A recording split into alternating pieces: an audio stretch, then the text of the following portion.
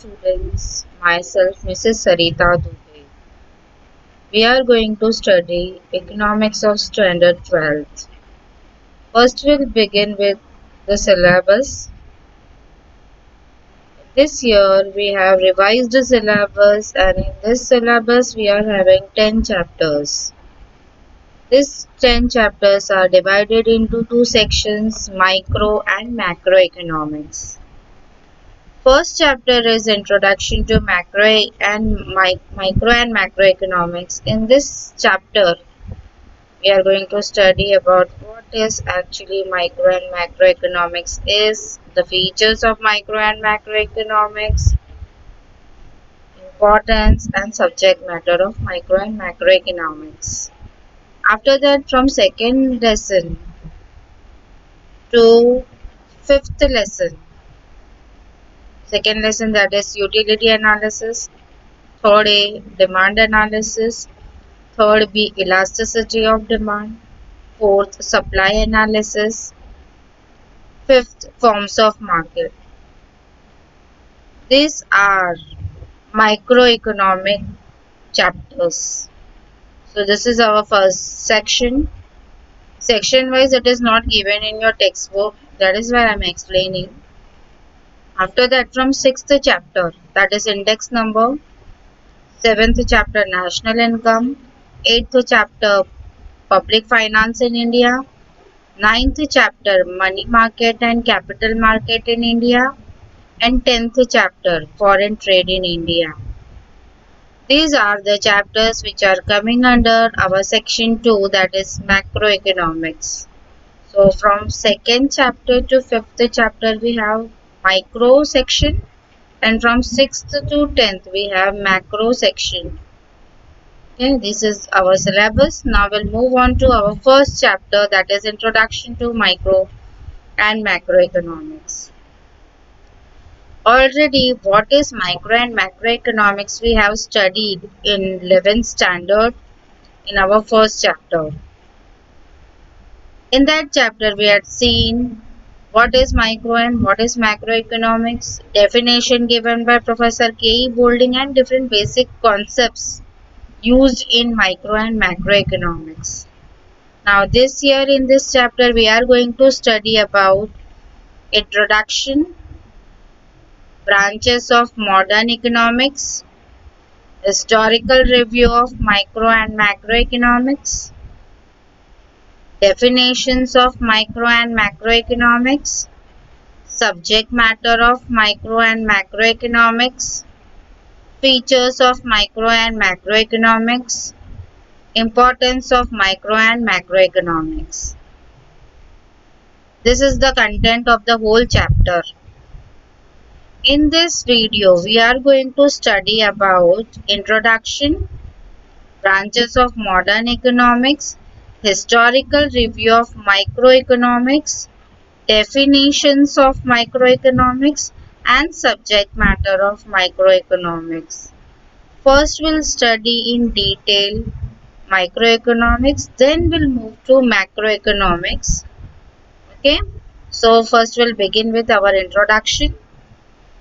As you know, the concept of micro and macroeconomics is given by Professor Ragnar Frisch. He divided the concept of micro and macroeconomics into two sections under the branch of modern economics in the year 1933. Ragnar Frisch, see the picture of Ragnar Frisch. He was a Norwegian economist. He introduced the concept of micro and macroeconomics in the year 1933. He belongs to Oslo University. Not only he has given the concept of micro and macroeconomics, he has also done a great job in the field of econometrics. Econometrics is one of the branch of economics which deals with mathematical and statistical techniques. It uses different mathematical tools formulas, applications, as well as statistical tools and techniques to find out various economic problems, as well as it is useful while making economic policies and theories. It is also helpful to find out the problems of, of an economy, as well as it provides solution to various economic problems. He was also the winner of first Nobel Prize in the year 1969. So this is a short introduction of uh, Ragnar Frisch. Now we'll move on to the next slide. Branches of modern economics. As I said, there are two branches of modern economics, that is micro and macroeconomics. The word macro is derived from a Greek word micros, spelled as MIKROS, which means small or millionth part. On the other hand, the word macro is derived from a Greek word spelled as MAKROS, macros, which means large. So, in simple words, we can say that microeconomics is a study of small segment or small piece of an economy, like individual demand, individual supply, individual price, particular firm, particular household, etc. On the other hand, macroeconomics is a study of large or aggregate or total economy, like total employment, national income, aggregate demand, aggregate supply, national output, etc. Now here you can see the picture of tree is given. In the micro side we have a picture of tree. This tree, if we study the whole tree in detail, if we are doing in-depth study of the tree, different parts of the tree, it is microeconomics. On the other hand, see the another picture. In this picture we are having number of trees. So when at a place we are having number of trees, that place or that area is called as forest area. So while we study all the trees together in the forest, or we study the whole forest together, it is macroeconomics. Understand? So microeconomics is a study of single tree in detail. On the other hand, macroeconomics is a study of the whole forest, all the trees available in the forest is macroeconomic study. Now we'll move to the next slide. Historical view of microeconomics. Macroeconomics is a traditional approach. It is originated by many classical economists, but credit goes to the two major economists, Adam Smith and Dr. Alfred Marshall. The concept of microeconomics is also founded by Adam Smith. He is considered as the father of economics. He has introduced the concept of microeconomics, or we can say microeconomics approaches, in his famous book Wealth of Nations, which was published in 1776. Later on, the concept of microeconomics is further developed, and popularized by a neoclassical economist, Dr. Alfred Marshall. He is also considered as an architect of microeconomics because he has given a great contribution in the field of microeconomics. All his theories, approaches, terminologies, concepts introduced in his book Principles of Economics were based on microeconomics approach. After that, many other economists like Professor Pigou, J.R.X., Professor Samuelson, Mrs. Robinson have also given a great contribution in the field of microeconomics. Okay, this is the historical review of microeconomics. Now we'll move on to the definitions. Now we are going to study three major definitions of microeconomics. First definition, we'll see the definition given by Professor K.E. Boulding. This definition is not there in your 12th standard trade textbook because already this definition we have learned in 11th standard. Okay, so we'll begin with this definition. According to Key Boulding, microeconomics is a study of particular firms, particular household, individual prices, wages, incomes, individual industries, particular commodities. So it means that microeconomics is a study of a particular household. See in the picture, this is the household. So if we study this household in detail, it is a microeconomic study. If we study an individual firm, see the single firm, individual means single. We study single firm, it is a microeconomic study. If we study individual behavior of individual consumer, individual producer, individual prices or income of the individual person, it is a microeconomic study. Okay. Now we'll move to another definition given by Professor Morris Straw. He has given a very simple and short definition of microeconomics. According to him, microeconomics is in fact a microscopic study of the economy. So, what is it? Microeconomics is a microscopic study. It means that when we see in a microscope, any slide when we see in a microscope, we can see even the small particles which are not visible by eyes. In such a way, in microeconomics, while we are studying a particular individual unit, we study in detail even the minor parts, minor organisms which are invisible by eyes. Okay. So now we'll move on to the another definition given by Professor A.P. Lerner.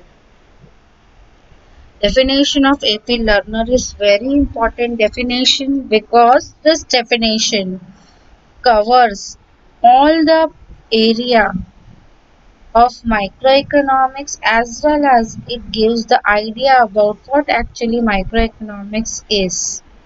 Now we'll see the definition.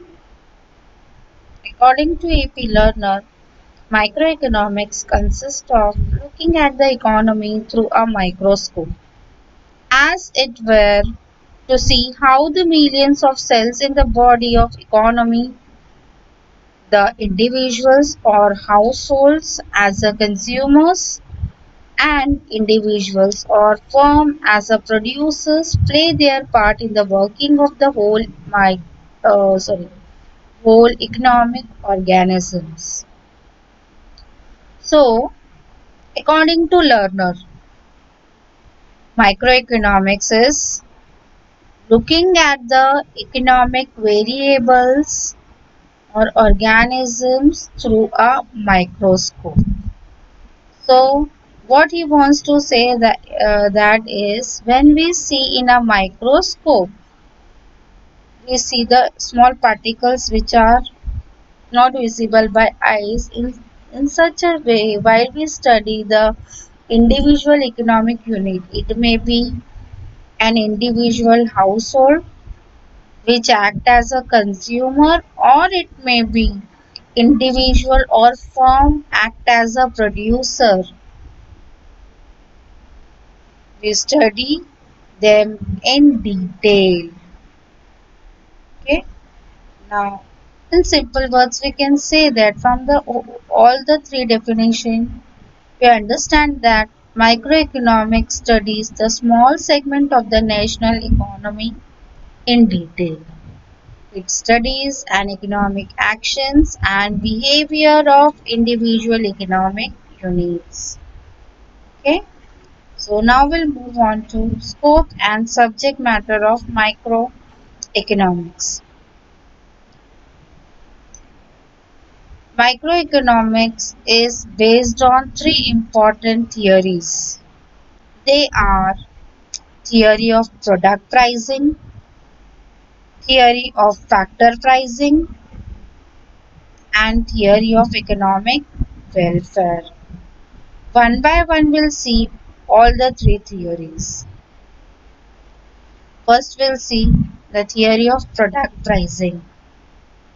In this theory of product pricing, price of various goods and services is determined. Determined means decided by the firm with the help of demand analysis and supply analysis. So theory of product pricing is depend on demand analysis and supply analysis. In this theory, a producer or a firm is deciding the price of commodities with the help of forces of demand and supply. So it may be any commodity or any service. It may be clothes, it may be sugar, it may be soap, it may be chocolate, it may be biscuits, or it may be transportation service, it may be your tourism sector, it may be your banking services, all the goods and services. Price of all goods and services is determined with the help of this theory of product pricing. How they are determining the price? Suppose commodity, one of the commodity is soap. The firm who produces soap wants to decide the price of the soap in the market. So while deciding the price, he keep both the things in mind, demand as well as supply, because demand is depend on the consumers. If that firm is charging very high price, consumers will not be ready to buy it. So he can't uh, charge very high price. If he charge very low price, then he will be in loss. He don't want to supply more units. So he tries to decide that price in the market where both are ready to buy and sell the goods, where the forces of demand and supply both are in equilibrium. Okay, so this is how the price is determined under this theory of product pricing. Now we'll move to the next theory, theory of factor pricing. In this theory of factor pricing, prices or reward for various factor of production is determined, is decided. So while doing the production work, an entrepreneur combines certain factor of production. An entrepreneur brings certain factor of production together. That is land, labor, capital, and entrepreneur himself. They comes together for doing the productive activity. So when they are doing their productive activity, after completion of their productive activity, the final goods comes out. The output comes. So they are not doing anything free of cost. So for their productive work, a firm is giving them the prize or reward to various factor of production. Landowner gets reward in the form of rent. Laborers are getting reward in the form of wages and salaries. Capital owner gets interest and entrepreneur receives profit. So all the prices of various factor of production, it may be land, it may be labor, it may be capital or entrepreneur. Price is decided with the help of theory of factor pricing. So microeconomics is basically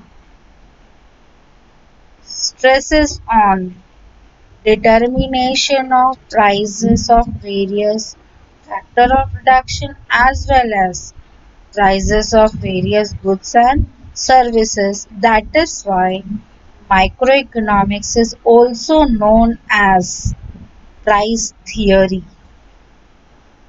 Now we'll move on to the third theory, that is theory of economic welfare. This theory of economic welfare plays a very important role in developing countries like India. This theory of economic welfare is depend on three principles. They are efficiency in production, efficiency in consumption, and efficiency in overall economy or efficiency in overall economic activities. Now, one by one, we'll see what this principle means. First, efficiency in production. It means production of maximum goods and services from given amount of resources. So, in simple words, we can say that if in efficiency in production, a country wants to produce, stresses on production of more and more units of those goods and services which are produced in a large quantity without wastage of any available resources. So, first principle is based on full utilization of available resources. That resource may be anything, man-made resource, natural resource, any resource. So first principle, efficiency in production stresses on production of more and more goods and services without wastage of the available resources. Now we'll move to the second principle, that is efficiency in consumption. In this principle, a country or an economy tries to distribute those goods and services which gives maximum level of satisfaction to their consumers. This particular principle stresses on distribution or supply of those goods and services which is giving more and more satisfaction to their consumers. So it includes all the necessary goods. Okay.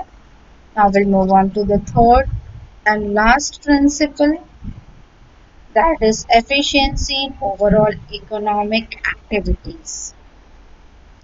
It means production of those goods and services which is mostly desired by the people. It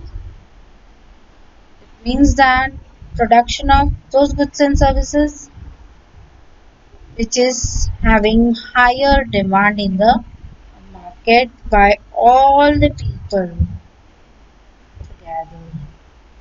So these are the three principles on which the theory of economic welfare runs. So this is the subject matter.